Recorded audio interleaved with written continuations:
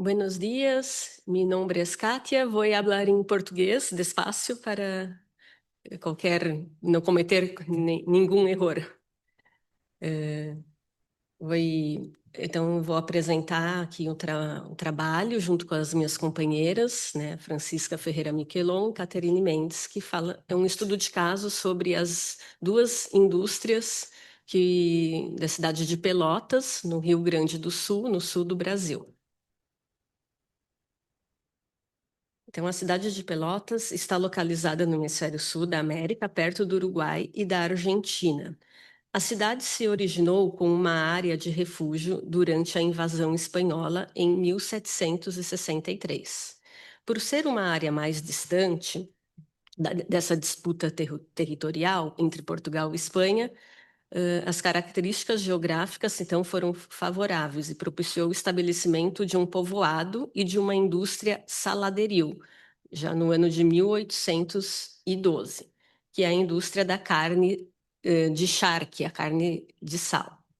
O nome Pelotas originou-se das embarcações de varas de corteceiras forradas com couro, utilizadas na travessia desses rios, na época das charqueadas, que eram as fazendas de carne de sal.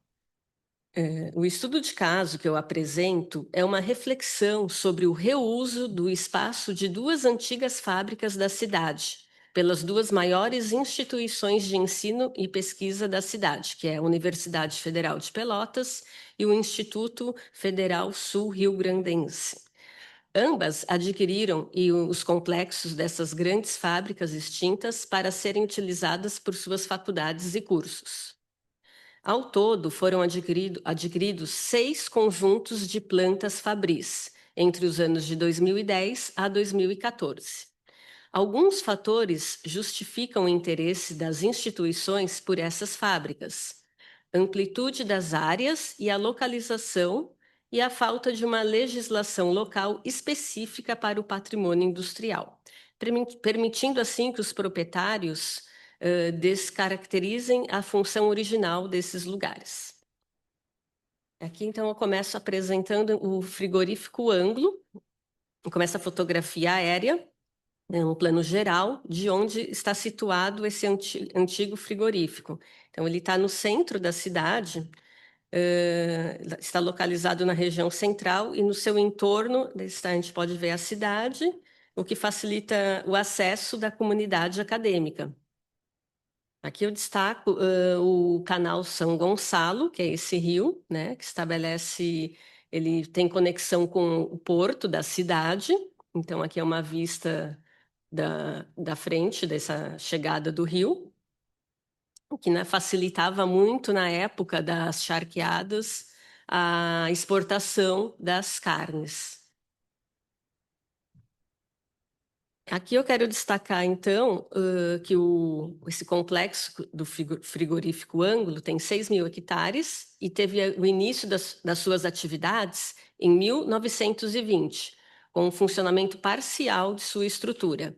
E em 1942 teve a sua ampliação com as câmeras frias para o armazenamento de carnes. Nessa época, há um registro de abatimento de 1.000 cabeças de gado diário, além de 500 cabeças de porco, cerdo, 500 ovelhas e 1.000 aves. Durante a Segunda Guerra Mundial, essa produção foi ampliada, e também durante a Guerra do Golfo. E o frigorífico Ângulo teve em funcionamento até o início da década de 1990. Então, aqui mostra 2 momentos, né, com a fábrica desativada, em estado de abandono.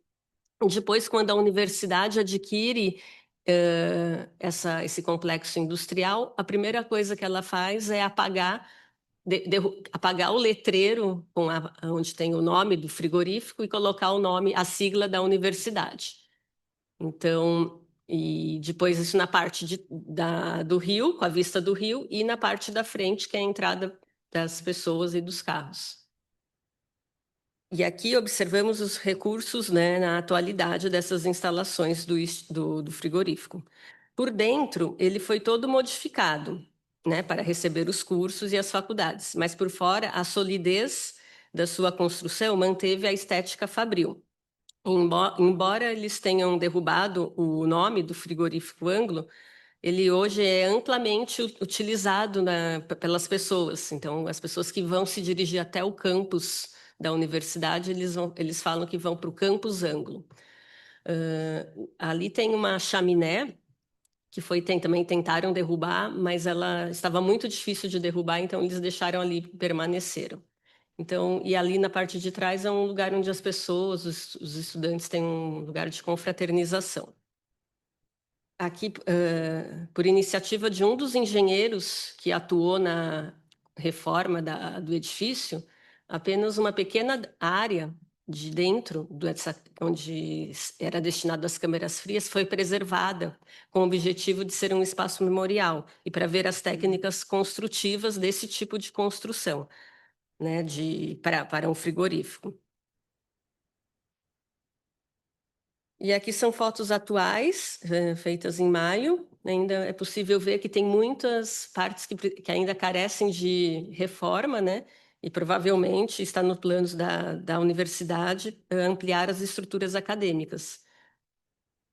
Isso aqui, então, agora eu vou falar da Fábrica Lang, é o segundo estudo. Então, temos aqui uma fotografia aérea de onde está localizada a Fábrica Lang, numa zona residencial, né? E ao lado foi crescendo essa zona com prédios e condomínios. A fábrica Lang ela foi inaugurada em 1864 e começou suas atividades fabricando sabão e velas de sebo, como subprodutos bovinos, que advindo então da indústria do charque, e então do que não era produzido como carne lá no frigorífico vinha para cá, para a fábrica Lang. Em um contexto também que ainda não havia energia elétrica na cidade, essas velas tinham muita saída, muita demanda.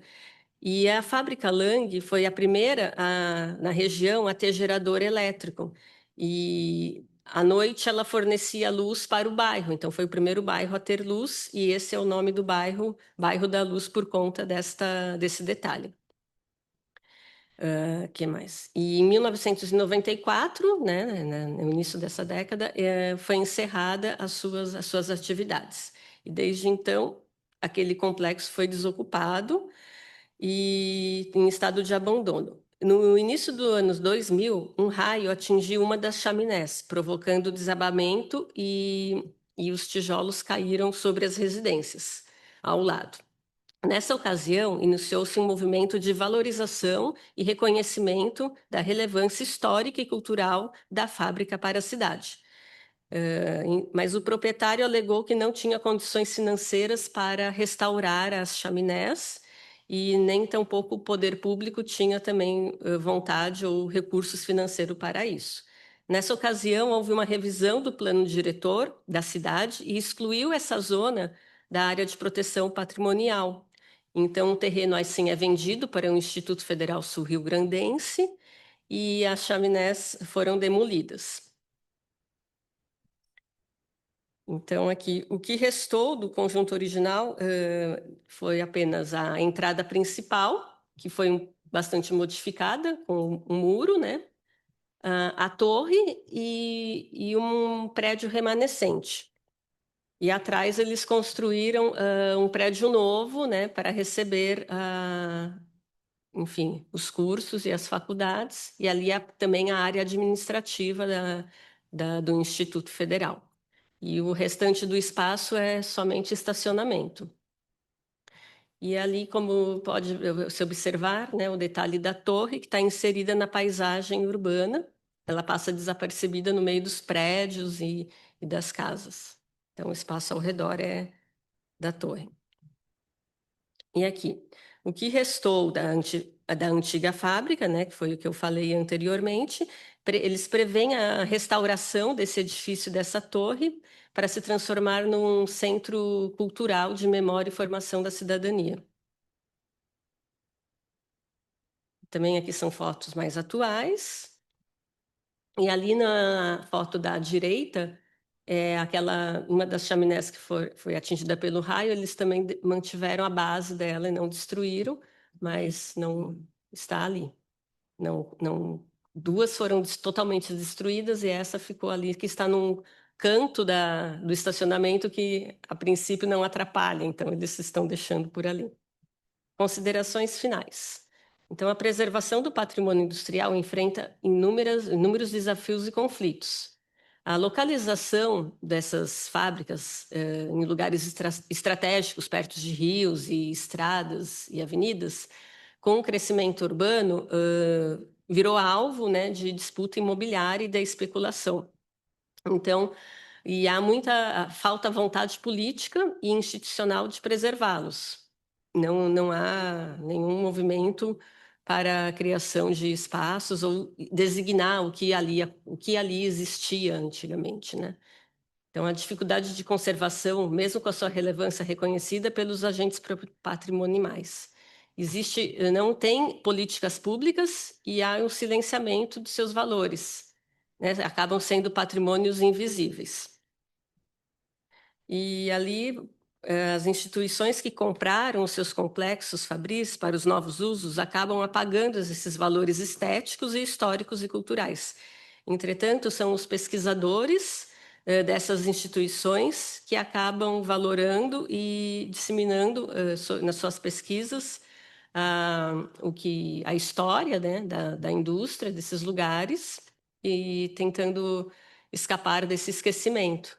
Então, aqui finalizo com uma fotografia da UFPEL, né, o que era o antigo frigorífico Anglo, e aqui da Fábrica Lang, que é numa rua residencial. Era isso. Muito obrigada pela atenção.